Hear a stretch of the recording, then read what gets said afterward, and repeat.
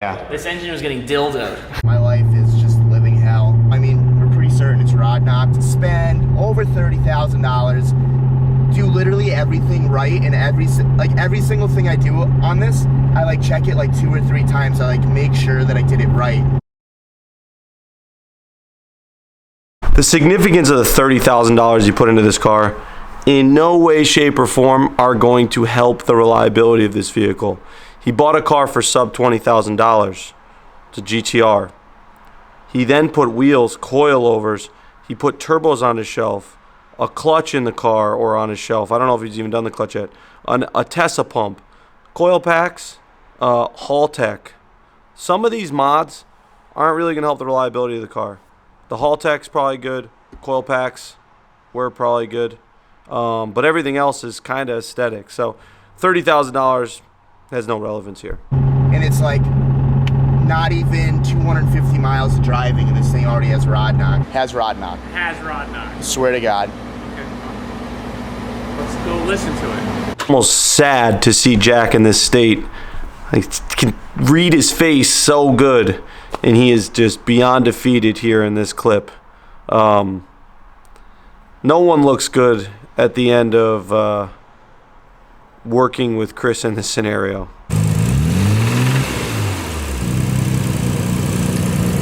Oh, you did it. Yeah. How? How did I do it? Here Roberto says you did it, and Rudniks like, yeah. Rudniks sounds fucking depressed. Roberto looks nervous. I don't know how you could blame Chris for this. To an extent. He was negligent, but he's only a product of the people around him. So if everyone around him says what you're doing is okay, he trusts them. The problem with Chris, though, is he trusts the people who say things that he wants to hear. So if I tell him don't push the stock turbos to the max, Jack tells him, Marcus tells him, his mother tells him, but Roberto says push it, Rudnik beelines for that one and says Roberto thinks it's fine, and he trusts him. But he did it. He blew it up. One of the few cars that I actually take care of and really like a lot. This line makes me laugh because how could he even take care of it in the short time he's owned it? He changed the oil. He's put 250 miles on it. It's one of the only cars he actually takes care of, he says. But it doesn't even have enough time to be taken care of. There was never a compression test done on this car, a leak down test. There was never oil samples taken. To me, with the way he got this car, I would have instantly done an oil sample and seen what was going on from the oil that was in the car when the car arrived. I wouldn't do it with after they change oil. I wouldn't do any of that. And I suggest anyone buying a GTR, get this done. Ask the place for the oil. Run the car, take the oil. There's places that will test the oil and tell you a lot of information about what's going on in the car. I mean, what do you think happened to this thing anyways? Because honestly, I don't know. Well, so things that blow up engines, low oil pressure, over revving, things like that. If you would have over revved, it throws a code. Well, I'll tell you right now, I didn't over rev. The oil pressure is good and my oil is high. I know you didn't over rev because the computer tells me to. So I know that. Oil pressure is great. This engine started up with the port great. We've had no issues. So right here, Roberto says, startup great. It had no issues. I'm pretty sure this car has been nothing but trouble since the start, and that's okay, but it's weird to say that in the 250 miles, supposed 250 miles he's put on the car, it's had no issues. It's had a lot of issues. He got the car, it needed a TESSA pump. It had the alternator wire break. It had an overcharging issue. It had a coil pack issue. It had a timing issue. It has literally had just about every issue that it could have. I mean, obviously short of like a water pump going, a crank angle sensor going, things like that. This car has had issues. So it's weird that he'd say it hasn't had any issues. It's just, so when you have an engine misfiring the way it was, you know, because we had all those issues with the R35 coils, especially at the power it's making, those are really, really bad imbalances. So this is where it gets good. He said, when you have a car misfiring because of the R35 coil packs, with the power this car is making, that is really bad imbalances. So what I would assume here is that he's claiming that at 400 horsepower, let's say multiple misfires, have imbalanced the RB26. I feel partially to blame because it just took me so long to figure out that the R35 coils was the problem. Now that was my favorite clip. He feels partially to blame because it took him so long to figure out that the R35 coils were the problem. I'm not denying the R35 coils are causing an issue. I don't think they're causing the issue because of what he thinks. So why would it take him so long to discover the R35 coils were causing an issue? And what was the timeline of that? Did the car start, misfire, and Roberto say, oh, Rudnik, you changed the coil packs, it's the R35 coils, and then move on? Or did that happen, and then they put it on the dyno, and then it happened again, and then they took it off the dyno, and then they swapped back, and then they swapped back, and they had recurring issues, and then Roberto decided they were Alibaba coils, which they are Hitachi Japan, confirmed by everyone who knows anything, and then decide it was the coils, remove them, and then the engine blow a couple days later. That's what it really looks like happened. And like I said, we're going to get into theories of what actually happened. But it's just, we had to test it, and the only way we could do it was to make pulls. And now I'm going to be $3,000 poor. Here he says he had to test it, and the only way he could do that was to make boost.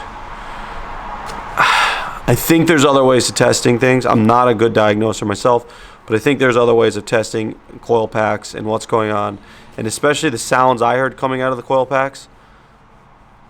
I probably wouldn't have done boost pulls.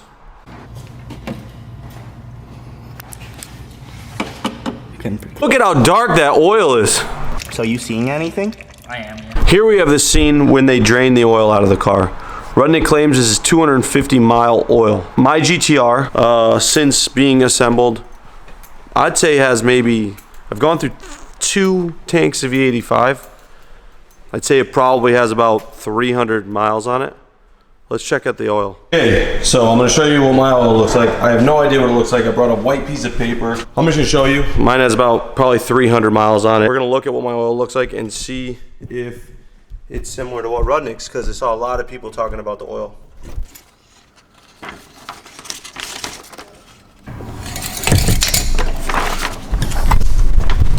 So here's my oil. Wow, it looks darker on there. It is, there we go. How's that? It is more gold.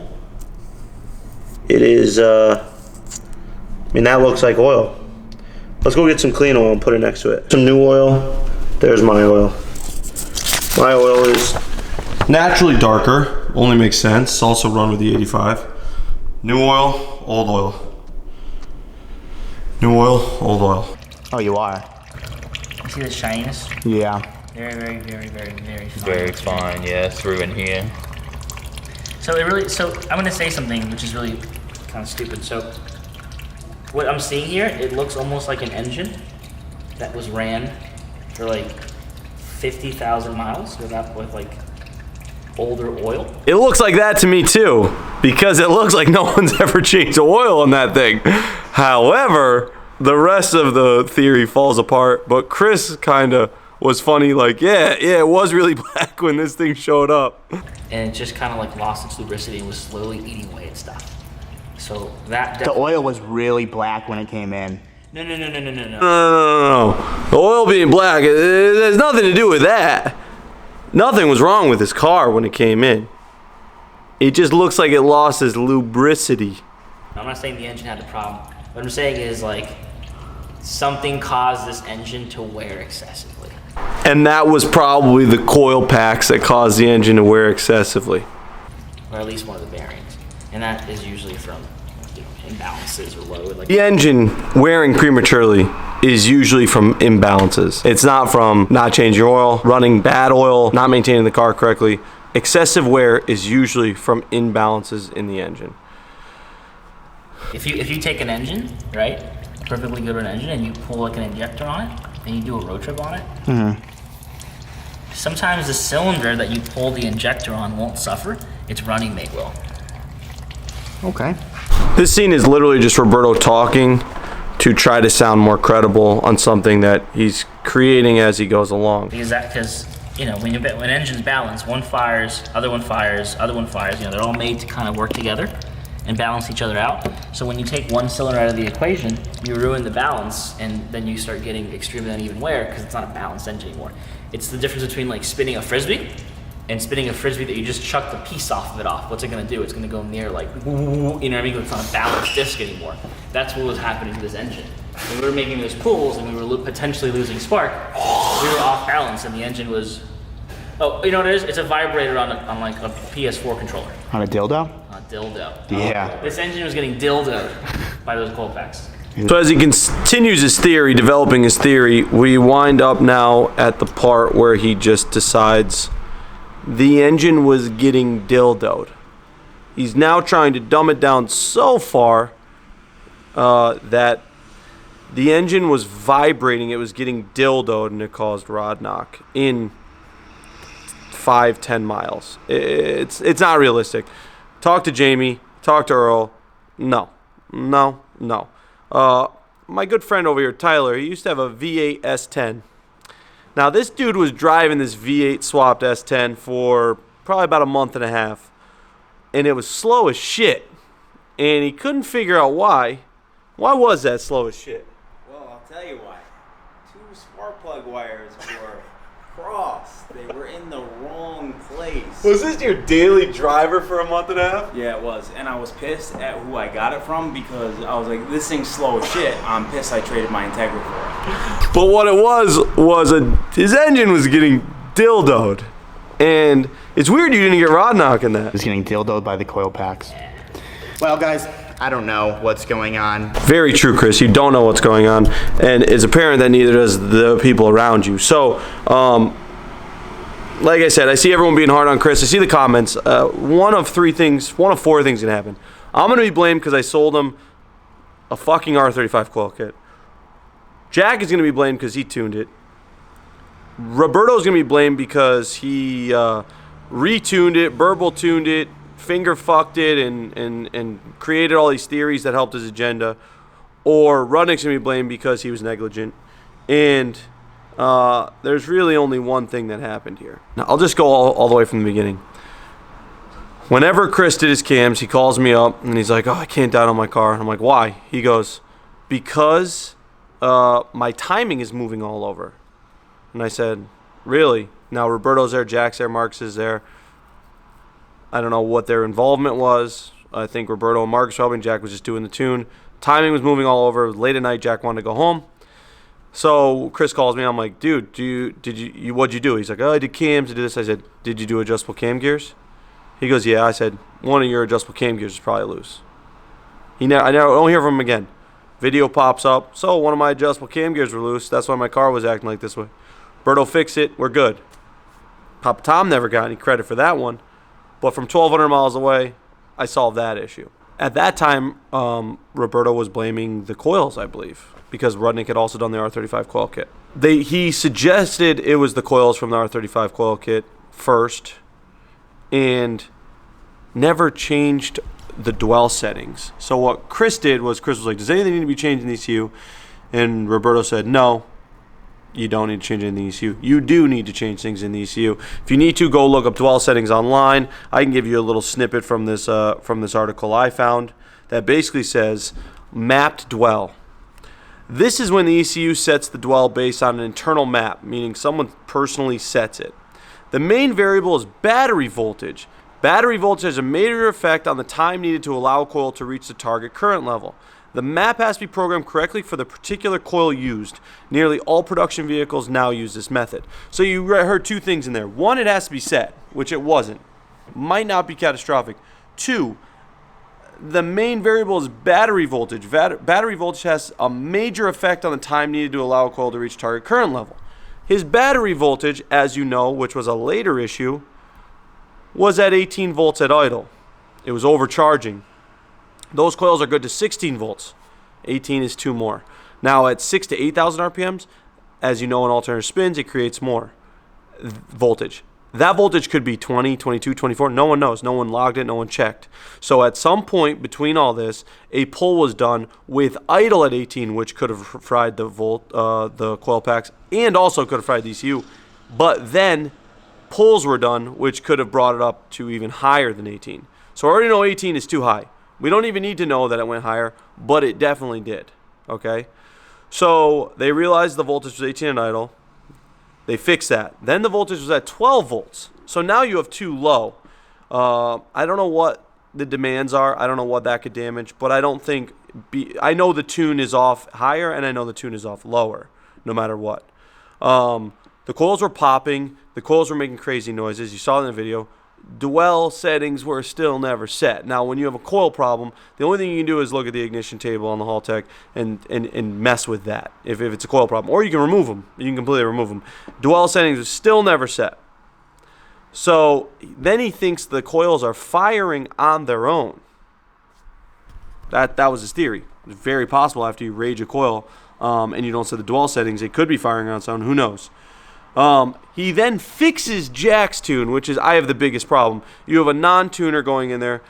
Jack explicitly told Chris, only do wide open throttle pulls because mid-range is not there. I don't want to tune mid-range. This is a stupid procedure. That Chris is trying to create this narrative for no reason of the steps of building an RB26 the worst way possible. I don't know why he's doing this. I've told him not to do it a million times. Jack has told him not to do it, but he still wants the storyline for you guys where you guys are like, oh, cool, you made 409 horsepower in stock turbos, now put new turbos on and make more power. No one gives a shit. But anyway, he fixes Jack's tune. No one really knows what that means. I don't know what it means. Jack doesn't know what it means. I don't know if Roberto knows what it means, but he fixes the tune, and he adds a burble tune to it. Now, this engine, he's so scared is imbalanced, he's adding burble tunes to rolling anti-lag, two-step. All these things are set on Chris's car. We've all seen him do all of them. But his fear is the imbalance of the engine, which is kind of crazy. Now, the car has now run lean during a partial throttle pull because Jack never tuned it for partial throttle. His cam timing has moved around because of the loose cam gear. He had the alternator wire break off and has had many other electrical issues. Comes to the conclusion that it's an imbalanced engine from misfire, aka a dildo engine. So after all this, like I said, it's a dildo engine. It vibrated itself in 10 miles of coil packs misfiring to the point of rod knock. Chris's car is fucked, and he's the one that's got to front the bill. My advice to Chris: learn a little bit on your own. And I'm not saying like that negatively. When I first heard the coil pack thing and I heard some of the theories, the part of me that knows a little bit was skeptical, and I think Chris could use a little skepticism because sometimes he's being told things with a different agenda. I think Roberto is basically blinded by his distaste for me and those coil packs for whatever reason, and he just wants that to be the problem so bad he doesn't care about what the actual problem is. Regardless, the only person who's suffering now is Chris because he's got a bad R32 GTR, and kind of HP Imports because it doesn't look good for their business that they imported this car and it's had all these problems. I couldn't imagine buying a GTR and having the Tesla pump be bad, and all these other things that I don't know if Chris caused or was like that. I wouldn't be stoked on paying $25,000 for a GTR that's bad, a Tesla pump and black oil in it like that. But regardless, Chris is fucked. All we can do now is hopefully educate him, help him, and hopefully he builds this thing to be faster than my GTR. Because it isn't right now, bitch. So I'm going to end the video there. I was asked to do this video by literally, this is the most amount of DMs I've ever received about a reaction video, and I had to do it. And it was fun for me, and I hope you guys enjoyed it. See you tomorrow.